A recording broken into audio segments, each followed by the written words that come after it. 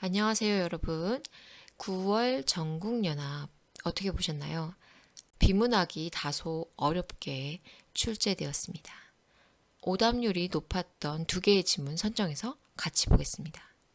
자, 오답률 탑10 가져왔습니다. EBS에서 가져왔어요. 10문제 중에 오답률이 높았던 19, 20.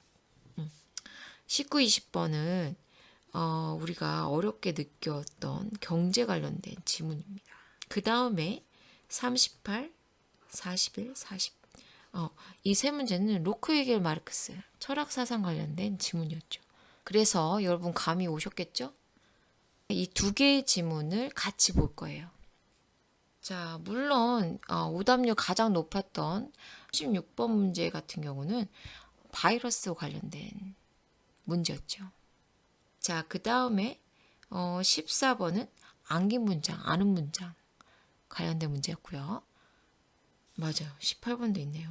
그래서 18번, 18, 19, 20 이것이 경제 지문에서 아이들이 많이 어려움을 느꼈다는 걸 보여주고 있고요.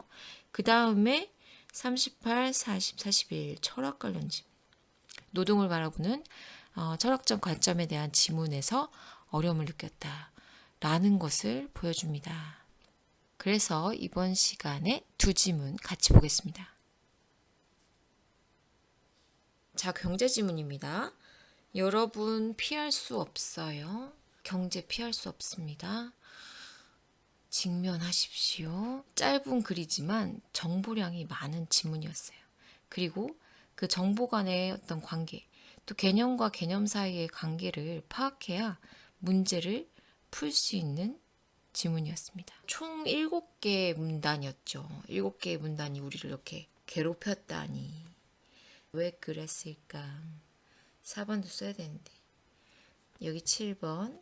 A 부분. 자, A 부분 문제 나옵니다. 잘 읽어봐야겠죠? 가계기업 정부는 경제 주체로서 가계는 소비, 기업은 생산, 정부는 정책 결정 시에 합리적인 선택을 하기 위해서 노력한다. 이때 합리적인 선택을 하려면, 그치? 이 지문에서 말하고 있는 경제적인 입장에서 합리적인 선택은 무엇인가? 그걸 봐야겠죠. 합리적인 선택을 하려면 편익과 비용을 충분히 고려하여 편익에서 비용을 뺀 순편익이 가장 큰 대안을 선택해야 한다. 순편익이 가장 큰 대안을 선택해야 한다. 그랬어요. 순편익은 이 편익에서 비용을 뺀 거야. 편익이란 어떤 선택을 할 때 얻는 이득으로 기업의 판매 수익과 같은 금전적인 것이나 소비자가 상품을 소비함으로써 얻는 정신적인 만족감 같은 비금전적인 것을 말한다. 비용이란 그죠? 그래서 개념을 설명해 주네요. 편익, 비용. 암묵적인 비용 중에 가장 큰 것과 명시적인 비용을 합친 것이다. 암묵적 비용은 어떤 선택으로 인해 포기한 다른 대안의 가치를, 그리고 명시적 비용은 그 선택을 할 때 화폐로 직접 지불하는 비용을 말한다. 그래서 편익에는 금전적인 것과 비금전적인 것이 있고, 비용에는 암묵적인 비용과 그 다음에 명시적인 비용이 있다. 이렇게 개념을 쪼개서 나타내고 있어요. 이렇게 써놓고 못 알아보면 안 됩니다. 그래서 자기가 알아보기 쉬운 방법으로 이렇게 체크를 하시면 돼요. 자, 순편익은 한계 편익과 한계 비용이 같을 때 가장 커지는데, 한계 편익과 한계 비용이 같을 때 얘가 가장 커져. 자, 가장 커지는데, 한계 편익은 어떤 선택에 의해서 추가로 발생하는 편익이며, 한계 비용은 그 선택에 의해서 추가로 발생하는 비용이다. 추가로가 중요한 거예요. 여기서는 추가로.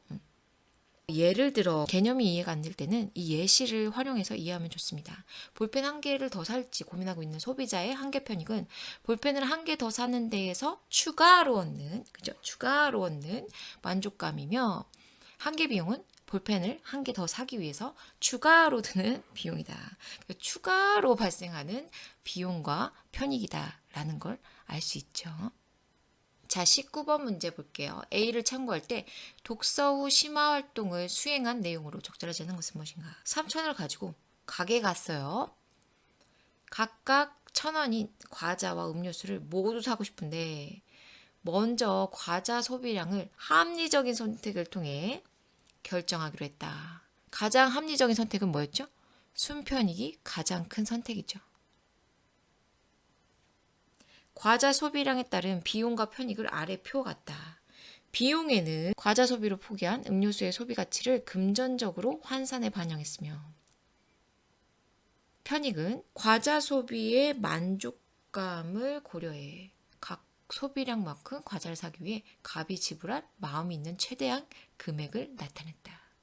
갑의 소비에 영향을 미치는 다른 조건은 모두 무시한다. 했습니다. 그러면 비용과 아까 봤던 편익이 나타나 있어요. 그렇죠? 그럼 우리가 여기서 순편익을 구할 생각을 해야 돼. 그렇지. 왜냐하면 순편익이 가장 큰 선택이 합리적인 선택을 했으니까. 순편익은 편익에서 비용을 뺀 것이죠. 기억나죠? 그러면 뭐가 됩니까? 한 개를 샀을 때 순편익은 1,500원. 그 다음에 두 개 샀을 때 2,000원. 그 다음에 세 개 샀을 땐 9,500원에서 9,000원 빼니까요. 500원 이렇게 되는 거예요. 순편익이 가장 큰 합리적인 선택은 과자 두 개 샀을 때. 그렇죠?